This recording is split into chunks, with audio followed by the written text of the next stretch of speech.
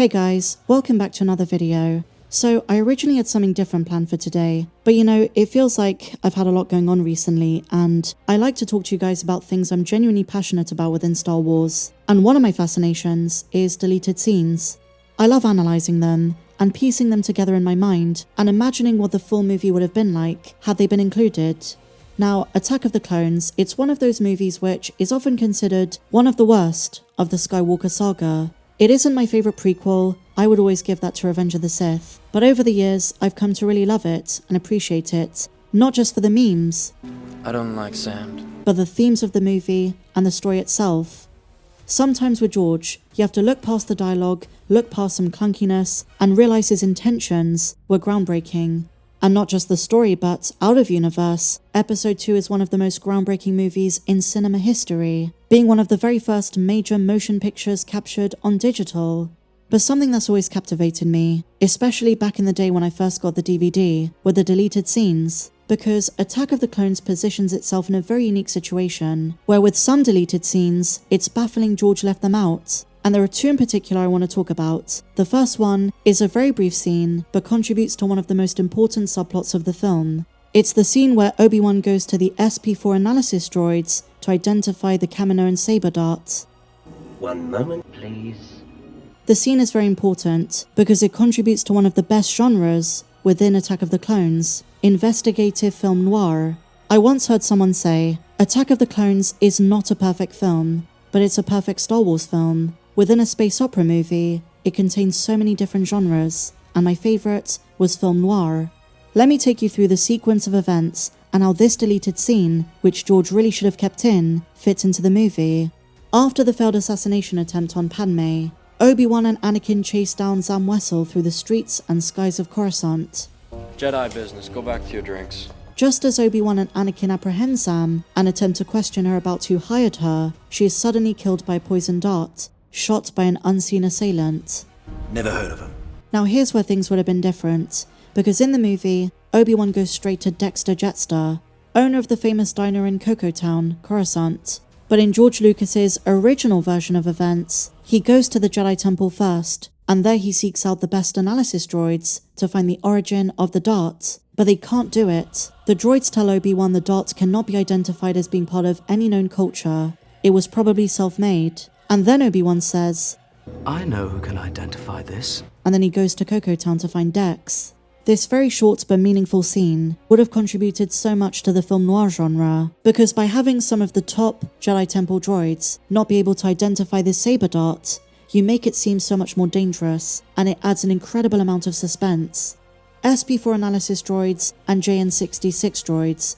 Markings cannot be identified. Subject weapon does not exist in any known culture. When Obi-Wan goes to Dexter, and he mentions the cloners, the Kaminoans, it adds a sense of perilousness. As a viewer, with this added context, you're almost screaming at the screen, be careful Obi-Wan.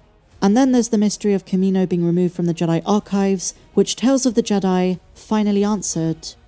So that's the first scene I don't think George should have deleted. The second one follows on from this one. Jocasta knew the Jedi librarian, giving some backstory to Count Dooku, and humanizing him. Jocasta tells Obi-Wan he was always a bit out of step with the decisions of the Jedi Council. Much like your old master, Qui-Gon Jinn.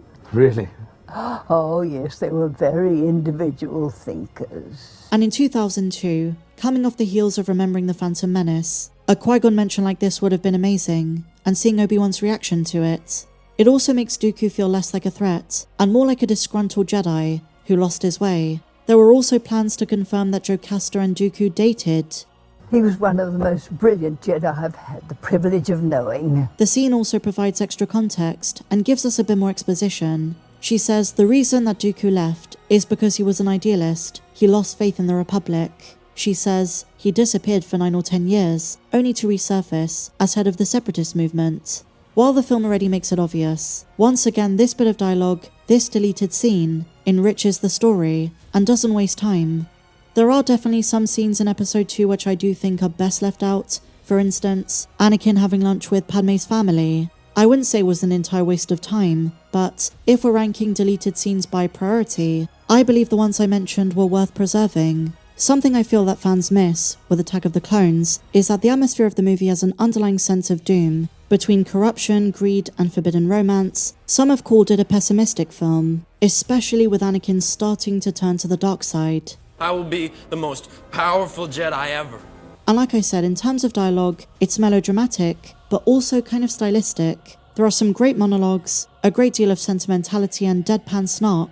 Where previous Star Wars movies tackled straightforward stories of heroes and villains, Episode 2 splits its time between Obi-Wan in a James Bond-style mystery thriller and Anakin and Padme in their very honest and earnest romance. And I have to say, in terms of distinctive Star Wars movies, ones which don't feel like the others, Attack of the Clones has to be at the top of that list. And the reason I put such emphasis on film noir is because Attack of the Clones is the only Star Wars film with this level of mystery at its beating heart. And just knowing all of the machinations belong to Chancellor Palpatine. You are the most gifted Jedi I have ever met.